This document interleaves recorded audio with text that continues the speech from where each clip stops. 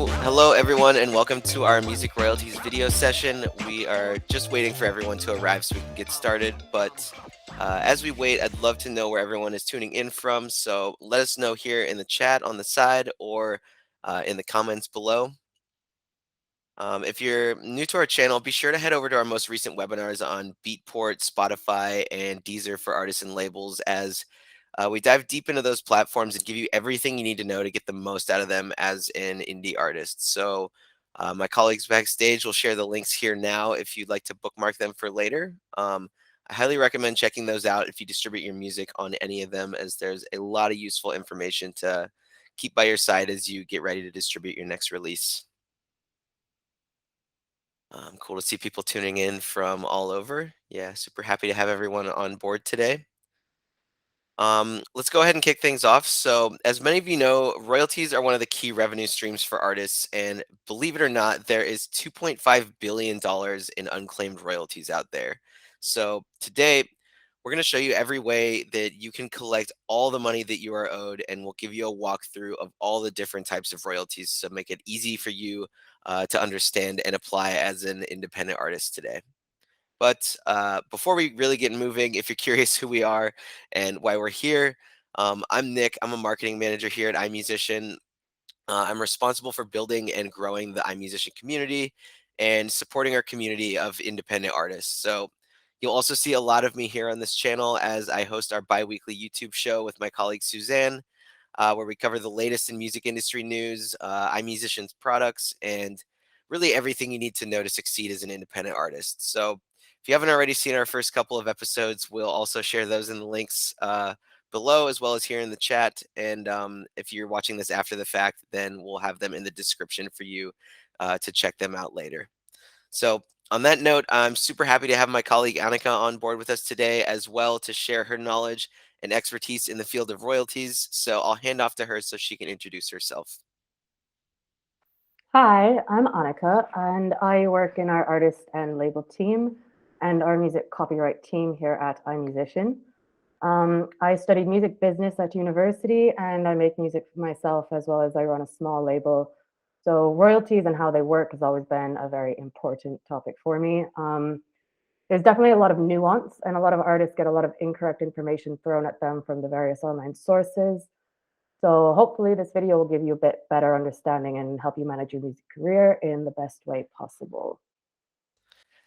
Cool. Yeah, super happy to have Annika join me today on this to share her expertise on royalties. We're both here on screen to give you the rundown, but again, if you have any questions or topics, if you'd like us to cover, drop them in the chat or in the comments as our colleagues, Suzanne, Jordan, and Lucas, who are backstage, will respond to your questions on the fly. Yeah, if anything arises that's confusing, this is a really complex topic, just let them know and they'll respond to you ASAP. And yeah, beyond just Annika and me today, for those of you who don't know iMusician, we are an online music distributor created by and for independent musicians. In addition to helping indie artists and labels put their music on platforms around the world, we also offer a bunch of powerful tools such as our brand new music analytics feature, monetization on YouTube through YouTube's Content ID system, as well as instant online mastering services for your tracks. We work every day to help indie artists in their career, either through our products, advice via digital guides, webinars, and articles on our blog, or like today through this video session here on YouTube. We're a community of over 400,000 artists and labels, some of whom might be joining us here today. And we distribute on all major streaming and download platforms around the world, like Spotify, Apple Music, Beatport, and Deezer, just to name a few. So why are we all here today? Our goal with this video is to help you understand the complex world of royalties so that you can stay on top of your revenue streams and ensure that you are earning money whenever you can. So today we'll cover what exactly music royalties are. We'll give you a breakdown of the different types of music rights and music royalties. We'll explain how and how much you can get paid from your royalties. And we'll answer your questions and speak about current issues and debates happening in the music industry. So again, be sure to drop any questions, topics, or comments in the chat as we move along throughout the video. We, along with our colleagues backstage, are here to help and we'll answer those as we move along through this video. So before we dive in, I want to let you know that we've recently published a music royalties guide for artists and labels. For anyone who wants to learn more, go a little deeper, or have it up as we go through this video today, I encourage you to check it out or bookmark it for later, as it's a great tool to have by your side as you release music and put together a strategy around your next release. So again, we'll share the link here in the chat if you'd like to bookmark that or pull it up right now. And to get things started, I'll pass the mic over to Annika to kick us off and explain what exactly music royalties are. So, music royalties are the payments that are distributed to the rights holders of a piece of music when their musical work is used. The rights holders can be the composers, the lyricists, songwriters, recording artists, etc. So, when your music is played on streaming platforms or on broadcast or on a radio station or a TV channel, you should receive royalties for this. So let's dive into the different types of music rights. You probably already noticed that there are different types of rights that can be monetized. And as an artist, you can wear multiple hats. Creating music is the first step, but understanding your royalties and how to better earn money is a very important step for many of you. In simple terms, recorded music is made up of a composition and a recording of said composition. As soon as the musical work is created in a tangible way, example by recording a demo, writing the lyrics into your phone, you hold the copyright for said work, which means that you have intellectual ownership of this. Um, the people who create a composition, the lyricists and composers, hold specific rights called publishing rights.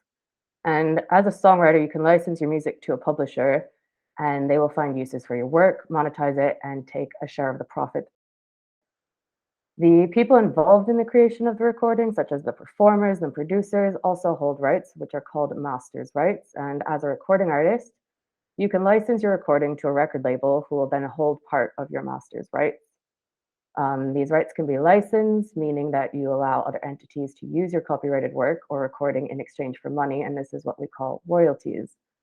The whole music industry is built on this distinction between the publishing side and the recorded or master side. So as you can see, these types of rights are therefore the types of royalties will vary depending on if you're a songwriter or recording artist or both. So yeah, nice intro there from Annika, but beyond that, what exactly are the different types of music royalties we're referring to today? So when your music is streamed or downloaded on a digital platform, a share of the revenue is redistributed to rights holders as digital streaming royalties, which are distributed on two sides, the publishing side and the master side. So on the publishing side, composers, lyricists, and publishers are owed mechanical royalties, which are issued every time a song is reproduced in a physical or digital format. This means that when a user chooses to play your song on a streaming service, mechanical royalties are generated for that song. Songwriters and publishers are also owed performance royalties, which are issued every time a song is played in public. So these royalties are generated when your song is performed in a live venue, played on a radio, on TV, or in a movie, or streamed on a digital streaming platform. However, when it comes to streaming, the key differentiator between mechanical and performance royalties is how the user streams the song. So if the user chooses a song on an on-demand platform such as Spotify, Apple Music, or Deezer, then public performance royalties and mechanical royalties are generated. And if a song is played on a non-interactive platform like a radio station on Pandora, only performance royalties are paid out. On the master side, performers, producers, and recording owners are owed master royalties, which are issued every time a recording is reproduced in a physical or digital format. So this is the revenue you get with iMusician if you distribute your music through our platform. Generally, master royalties are generated when your music is downloaded, streamed, or purchased as a CD or vinyl. So in other words, the streaming platforms and music stores pay royalties to artists and record labels based on the sales and streams of your songs. So now let's dive into each one of those royalties I just mentioned, starting with public performance royalties. And again, I'll pass the mic over to Annika to take it away here. So when your music is played publicly, like live performances, radio plays, music in bars, restaurants, and hairdressers, a share of this revenue is redistributed to the rights holders as public performance royalties. So on the publishing side, composers, lyricists, and publishers are owed performance royalties. These are issued every time the song is performed in public. But on the master side, the performers, producers, and recording owners are owed neighboring rights royalties, which are issued every time the recording is played in public.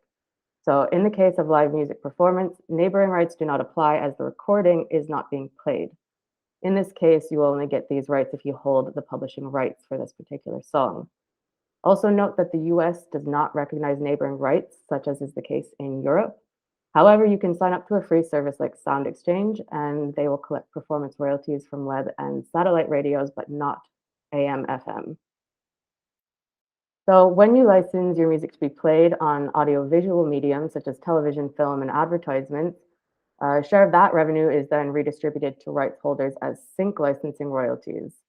On the publishing side for this one, composers, lyricists, and publishers are owed performance royalties, which are issued every time the song is played or performed in public for a publishing sync fee, which is a flat one-time fee charged to use the song in whatever medium it is.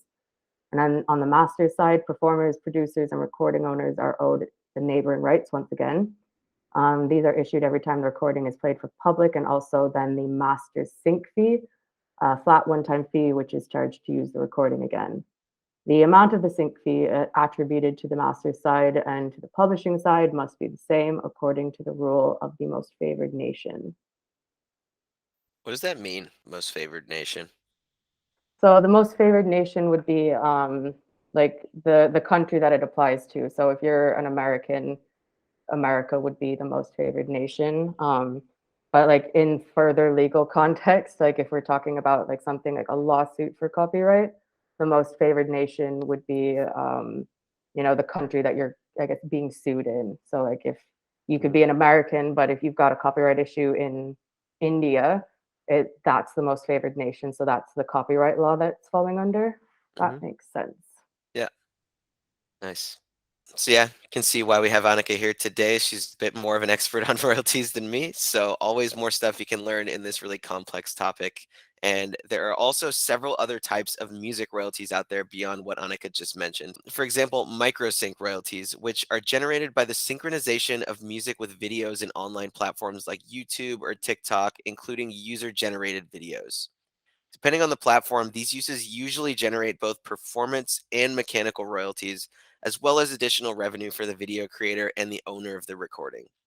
But when someone uses your music on a YouTube video, YouTube's Content ID system is able to recognize that use and distribute royalties. So Content ID is available within the iMusician platform, and if you're curious how to get started, drop us a line in the chat or the comments below, or if you're watching this after the fact, we'll have that link in the description. Beyond those other royalties, there are also non-interactive royalties, which are generated when your music is played on shuffle-based streaming services like Pandora, for example. To ensure that you earn money and get paid for all the royalties owed to you, you'll want to register your songs to the free service 𝐷𝐸𝐿. And as with everything we're mentioning here today, we'll link that in the chat as well as in the comments below. And now that we've given you this kind of overview of all these different types of royalties, how exactly do you get paid from them? And for this one, I'll pass it back over to Annika. So how you get paid is automatically. You master royalties from your digital sales are automatically sent to you by your digital distributor or record label after they receive them from each platform. So if you release with iMusician, you can check these earnings in your monthly sales reports. These sales reports are first available 4 months after your release goes online and then become available monthly after that. It just takes that long. So there's always going to be a several month delay in these sales reports because of the amount of time it takes the platforms and then the distributors to kind of divide that up and make sure the numbers are accurate. So with iMusician's Music Analytics, you can delve deeper into your sales and streaming royalties. Take a look at the top right to the chat, and there we've posted a link with more information, and you can subscribe to that service in the video's description. So how to get paid. You will need to register to a collecting society who will collect your royalties for you. The venues and companies pay a yearly blanket license to use a collecting society's catalog, and collecting societies then distribute this to all their members on this pro rata basis, which I will explain in a little bit. So the music copyright world is full of intermediaries, just like you need a distributor to get your music on digital platforms and earn masters royalties, because obviously it would be way too much time and effort on both sides if every artist had to license their entire catalog to every single platform. As a songwriter, you'll need to go through specific intermediaries to collect each of the different types of royalties. So the way it works is that you register yourself and your work to one of these intermediaries called collecting societies. This gives them the authority to license your works and collect royalties on your behalf. So it's a very useful thing to be registered to. And it spares you the struggle of licensing your work for each and every shop, radio platform, or venue that uses it. To get your mechanical royalties, you'll need to register to one of the collecting societies in your country. These exist all over the world. So in the US, there's Harry Fox Agency. In the UK, there's MCPS. Canada has CMRAA and SODRAC and so on. We actually have a link on our website that gives you a full list of the collecting societies around the world, so you can go and find the best one for yourself on that page. The system used by the platforms is called a pro rata system. I get a lot of people emailing me and asking why the royalties don't match what some online royalty calculators showed. And it's because royalties are not paid out at any fixed rate. Despite these calculators claiming to provide an accurate sum, I've personally never come across one that was even close to accurate. This is because they tend to use a fixed number and possibly an average approximation based on past data, but it's still going to give you an inaccurate assessment of the actual royalties. Most people assume that when you pay 10 euros a month for a streaming service like Spotify, that your subscription fee is then divided amongst the artists that you've listened to. And unfortunately, this user-centric model is only being tested by one platform at this time, and that's Deezer. At first, it was only available in a few territories, but I believe that they've now expanded this. So the system that is most commonly used is the pro rata system, meaning your subscription payments enters like a total pool of money along with other paid subscribers and then the advertising payments. This total pool each month is then divided by the percent of streams each track and artist accounts for that month. So for example, if in a month there is 1 billion euros to be paid out in a territory, and an artist's streams account for 0.0008% of that, which would actually be quite a high streaming artist, even though that number doesn't sound very high, they would then receive 0.0008% of the money available, so 8,000 out of 1 billion. This is why the rate earned per stream is always fluctuating, because you're paid out monthly by territory from the available money. So with the number of streams, artists, and the total pool being different every time, it is absolutely impossible to fix a single number to how much you earn per streams. So platforms put around 11% of their gross revenue into this all-in royalty pool, which includes mechanical royalties and performance royalties. Roughly half of this goes to the collecting societies for mechanical royalties, which then distribute to the rights holders on this pro rata basis, the similar system to how streaming royalties are allocated to performers. So how to get paid for your public performance royalties. You register to a performance rights organization or PRO in your country. For streaming, platforms put around 11% of their gross revenue into this all-in royalty pool, as we mentioned before. And roughly 50% goes to the PROs, depending on their deal with the various platforms. Public performance royalties, which then distribute to their members on the pro rata basis again. So for other performances, companies and venues pay yearly fees under blanket licenses to PROs to be able to use their whole catalog in public. PROs then distribute it to their members.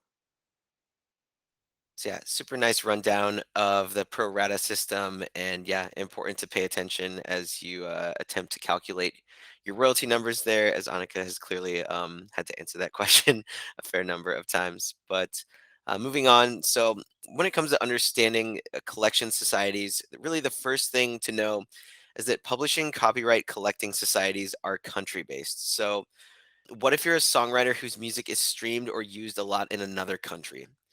Once again, the first option is to go out and register your work to the collecting societies in each country. However, as you can imagine, this would take a lot of time and some impressive language skills on your behalf. And thankfully, there are services called publishing administration services that can do it all for you. You may have heard of one of the more well-known ones called Songtrust. They will collect the public performance royalties on your behalf all across the world.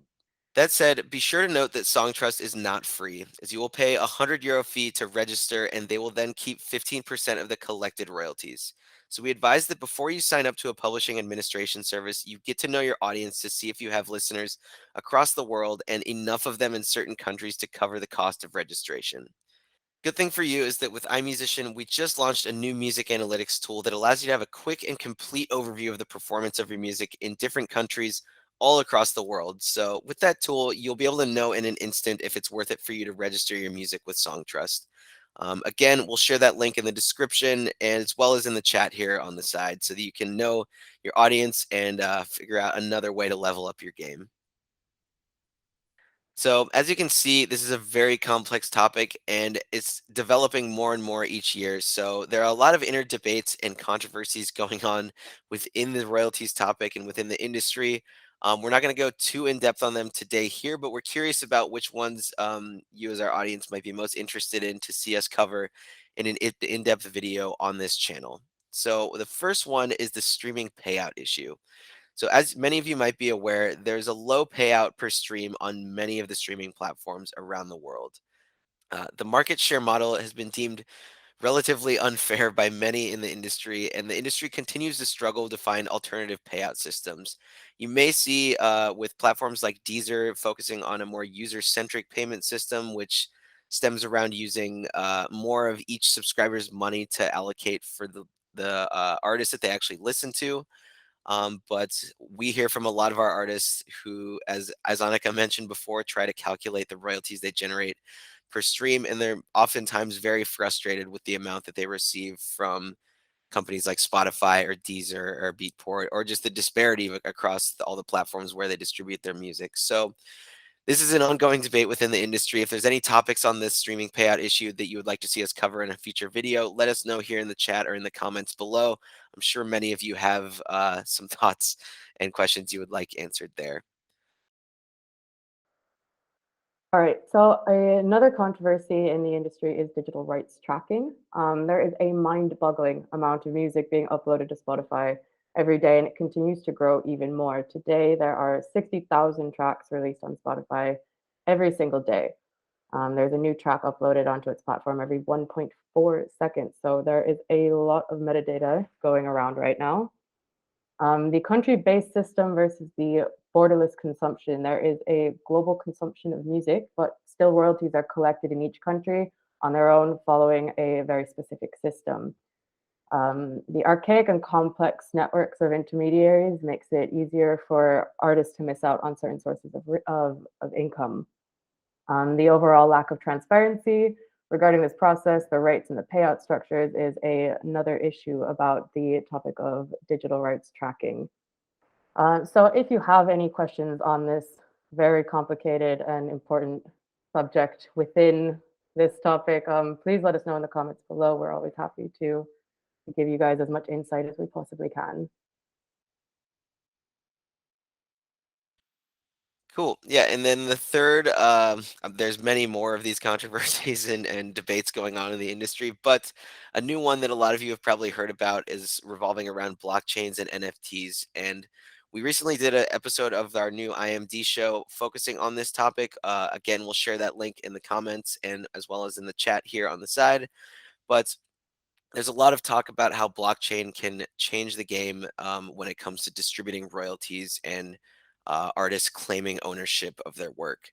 So, blockchains could essentially allow for payments to flow directly from the fan to the artists. And increased transparency makes it easier for artists to prove ownership of their work. But a lot of this stuff around blockchains and NFTs is very new and it's not really, hasn't really been proved yet. So, I'd be curious to hear from you guys whether you feel that this is something that you can apply now as an independent musician, or if you feel like it's still kind of a confusing topic for you, and how it all relates to royalties and NFTs and what it means for independent artists. So, if there's anything about these two topics that you have questions on or are confused by, let us know in the comments below or in the chat, and we'll be happy to follow up with you. And definitely recommend checking out the iMusician show episode that we did, where my colleague and Suzanne dive a little bit deeper into the applications in the music industry and specifically for you as an independent artist. So yeah, look forward to hearing any questions and comments there on any of those topics. Again, we know this is a lot of stuff that we covered today, and royalties is a super complex topic. We could do webinar after webinar on this topic and still just be scratching the surface. So if you want to dive a little bit deeper, if you haven't already, check out our royalties guide linked here in the chat and in the comments below. We dive super deep into everything that we covered today. So if you would like to have all of this information by your side as you're planning your next release or just digesting all this information and understanding your revenue as an independent artist, definitely a useful tool for you to have by your side. So that brings us to the end of our quick dive into the world of royalties today. We hope you're coming out of this with a better understanding of what the royalties are and how they generate revenue for you as an independent artist. Um, I'm sure there are still plenty of lingering questions out there. So if there's any topics that we didn't cover here today that you would like to know more about, please let us know in the comments below and we will get back to you ASCAP. Nice pun there at the end. Before you go, don't forget to book that new royalties guide that I just mentioned, where you can go back over most of what we covered here today. And if you haven't, be sure to like and subscribe to our YouTube channel here, as we'll be releasing a ton of new video content this year, ranging from our bi-weekly YouTube show that I mentioned with myself and my colleague 𝐋𝐢𝐳𝐬. We'll be publishing a bunch of guides and tutorials, webinars, and breakdowns of all the tools available to you from across the industry to make sure you can succeed as an independent musician. So, on behalf of myself, 𝐷𝐿𝐿, and our team backstage, I want to thank you all for joining us today. We hope you enjoyed it and are coming away with a deeper understanding of royalties and how they relate to you as an independent artist. And on that note, we look forward to seeing your music out in the world and look forward to supporting you with your next release. And we'll see you next time.